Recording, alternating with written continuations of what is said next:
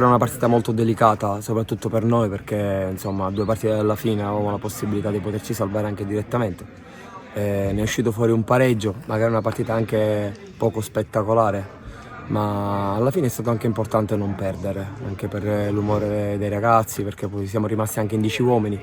fino a quando eravamo insomma 11 contro 11, le nostre occasioni le abbiamo avute, poi insomma in 10 uomini è diventato tutto più difficile, il campo non ci dà tanta possibilità di giocare e poi insomma molti magari avranno sentito il peso di questa partita, visto che era una partita delicata, mancavano 2 partite, ora ne manca una soltanto. Andremo a Mazara cercando di fare più punti possibili e poi vediamo un po' che succede. All'espulsione c'è stata una doppia ammonizione, la prima è stata un po' contestata perché insomma l'arbitro aveva detto di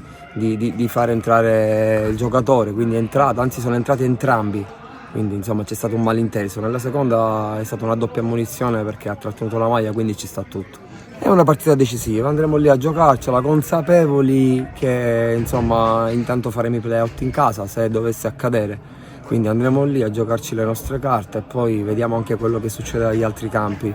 Sono tanti altri scontri, tante altre partite difficili per chi sta giù e quindi insomma vediamo quello che succede. La responsabilità è tanta, sicuramente è una bellissima esperienza, poi ho trovato un gruppo di ragazzi disponibili, si sono messi subito a disposizione, quindi sicuramente è una bellissima esperienza e speriamo che possa finire a lieto fine, no? Purtroppo è stata una partita non come l'avevamo preparata, pensavamo di fare molto di più dentro casa,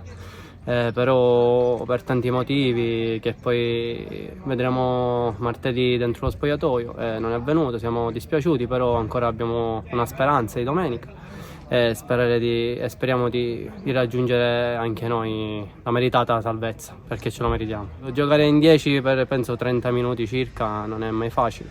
però diciamo l'unica cosa positiva è che non abbiamo subito né gol, non abbiamo subito tanto, abbiamo risposto sempre colpo su colpo e ci prendiamo questo per oggi di positivo. Quando non vinci vuol dire che manca tanto, però sicuramente è un po'